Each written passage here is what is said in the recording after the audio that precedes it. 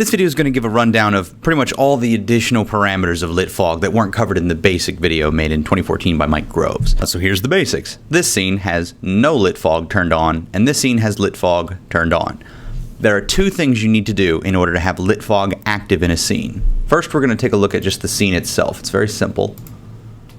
And this is all that composes our scene. We have a closed room, so we can get a good idea of the light inside the room. And we have two lights in spot configuration, so these are spot type lights. And we have those both aimed at a target object with a little gap behind it so that you can see the different play in shadow and light in the document. So in OpenGL, you'll be able to see where shadows will fall, but you can't see lit fog in OpenGL. You just won't see it here. This rendering mode doesn't do it. It has to be a mode with indirect lighting.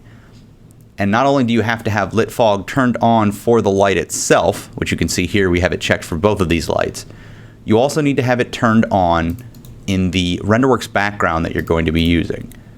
So in this one in particular, we're using smooth fog, and I can see lit fog is turned on, and then these settings we'll cover in just a bit. But lit fog has to be turned on for the background, used in the RenderWorks style that you're using to render the scene. Otherwise it will not work. Fog versus no fog, and now this is no fog whatsoever, but I want you to take a look at this. See the face of this object here?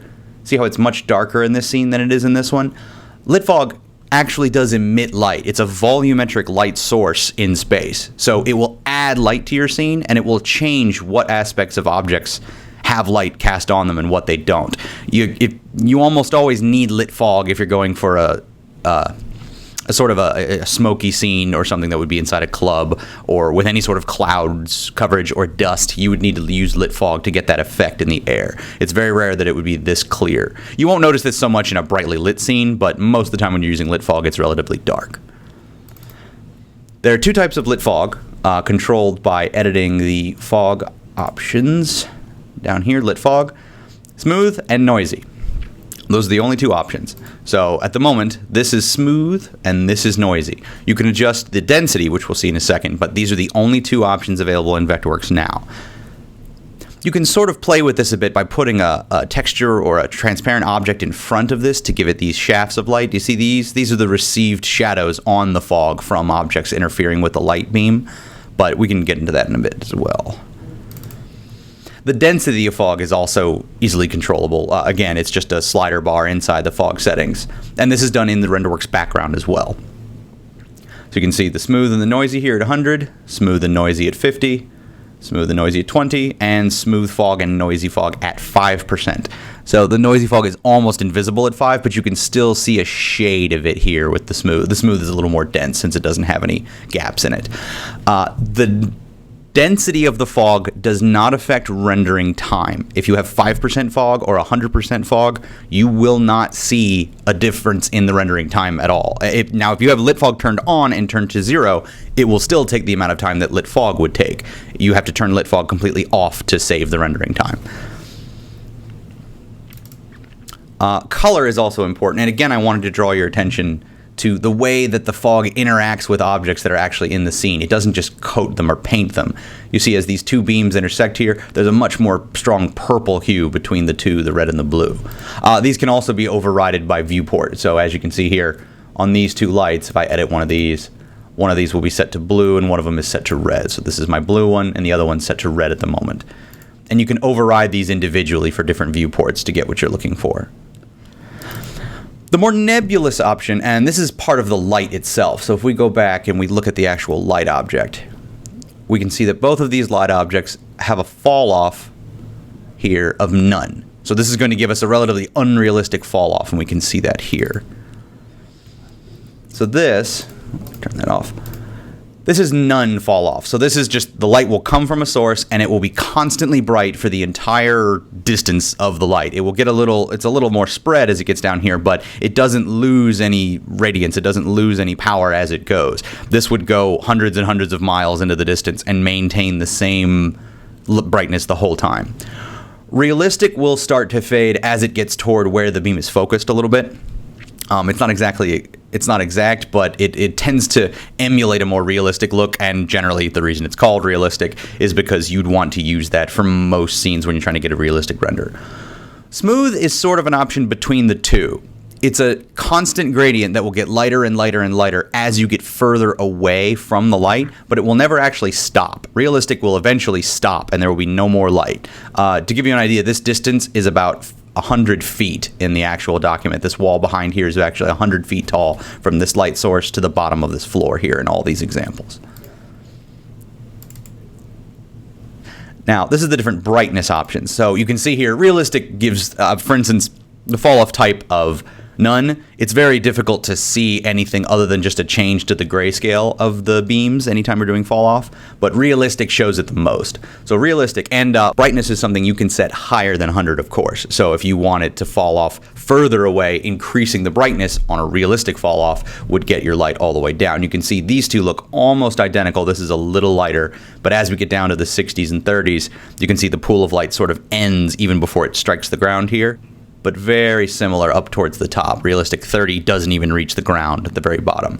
So this is just how you control that effect and control that distance. The fall off by brightness, the brighter this is, the longer that beam travels, it also doesn't affect rendering time. So it still has to calculate for this entire cone up to infinity. It doesn't have to, unless it strikes an object and it's using shadows. And that's the next thing we want to come to.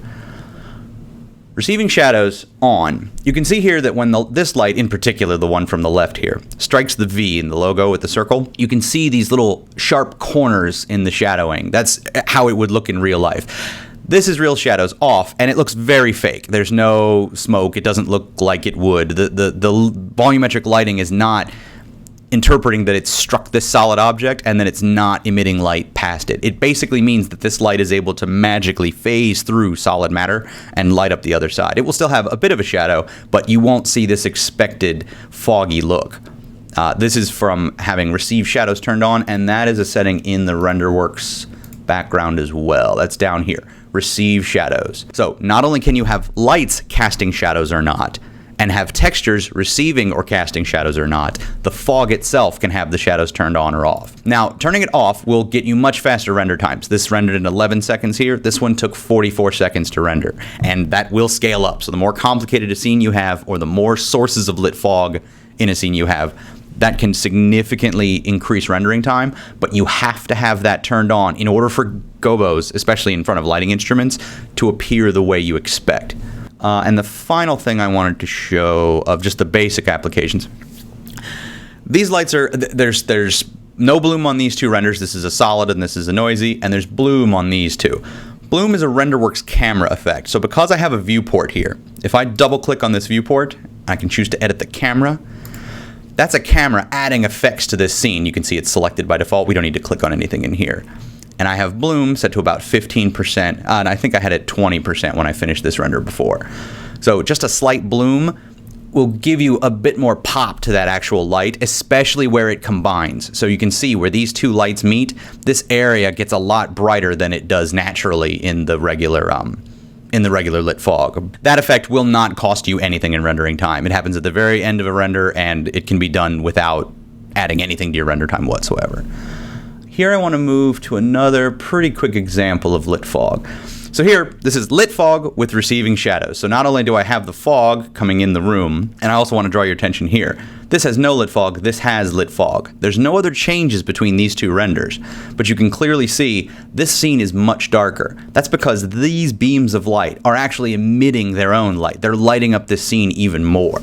So if you were going to render between a lit fog and a no lit fog background, you'd want to check that to make sure that you weren't using too much light before or too little light after the fact if you were going to change that. And then this is what happens if you have the lit fog not receiving shadows. That means that this light, and I'll go ahead and show you how this was made. We'll go back to the design layer here. And here's our window, and this is just a simple texture, a simple symbol and wall, and this is a simple texture we applied here of a stained glass window. So there's nothing fancy here. There. In fact, there's two textures. There's the floor, the walls are all standard white, and the RenderWorks texture for the symbol in there is this object. And the way we got that to work this way is this. We edit this texture that the light is passing through, and we gave it an image transparency. So not only is its color this image, its transparency is this image. You just use the same identical image for the for the transparency and the color. And then when light passes through it, it will be tinted the colors of this stained glass. That's basically how a gobo works, except it's been pre-configured for you. And we have cast and receive shadows turned on here. Just another little hint. It's not a huge deal, but when you're using this in Windows, which is most commonly what you'll be doing, you'll want to check this option for portal. Portal means that a lot of the environment lighting that comes from your renderwork style will more healthily enter your scene through that window. It'll pay a little more attention to it. That won't affect the lit fog, but just something that this is sort of all a trick that goes together. So make sure you have portal turned on if it's an exterior window. We'll cancel that. And then if we go out here to wireframe, we can see our light, I believe, in the corner here. There it is. Where's our light? There it is. So what I have here is a simple spotlight set to shine right at this window. So it actually shines a little brighter than that window does. Or it's actually a little wider. There we are. So you can see I have this light. It's shining on this window, but it's shining all the way around it. So you want to make sure that if you're trying to do this effect from windows, and you can even, if you have multiple windows, one spotlight often isn't enough. You need to shine one either at each group of windows or each window. And the further away you make this light, the more straight you'll get these lines here of this lit fog. So you can see these lines are fairly straight, but they still radiate out a bit from the window. That's a micro detail, but if it does bother you and you want these to be straight shafts of light, move the lit fog source light further away, up and away from the window, and then you'll get straighter lines when it comes in here. And here's the other thing I wanted to show you. This is what happens when you have lit fog set to don't receive shadows. The fog, the light object with lit fog turned on, is able to pass through the wall, pass through the window, and pass out through the other side, not being interrupted with shadows at all. So you're getting this magical volumetric shaft of sunlight coming through the entire scene. And if I turned this up brighter, this scene would white out entirely or turn perfectly the color of the light I'd shined it. So if you ever get that, check your lit fog setting. Check to make sure that don't receive shadows is turned off. You'll need it to be turned on in order to get an effect like this. Now that said, lit fog is a very expensive RenderWorks item. It takes a lot of time to render lit fog. So most of the time, unless the lit fog is the majority of the light for your scene, you're going to want to render with it turned off. And the quickest way to do that is either to just turn it off in the light objects, which we can come here and do specifically for that light object directly. We can simply turn off lit fog. Or if you have a lot of lights and that would take a long time, you can go back into here, go back into the RenderWorks style, and this one happens to be a receive shadows one. We could edit this and turn off lit fog here entirely. We could simply go into the background, edit the resource, and turn off lit fog. You can do that either from the RenderWorks style, or you can go into the RenderWorks background itself and edit it there. It's exactly the same. This is the same dialogue, it's just passing you through to this one. Anyway, I hope that gave you a little more understanding of lit fog and how it can be used. And it also gives you that nice sunlight, also called God rays, that come through a window. Thank you for joining us, and have a great day.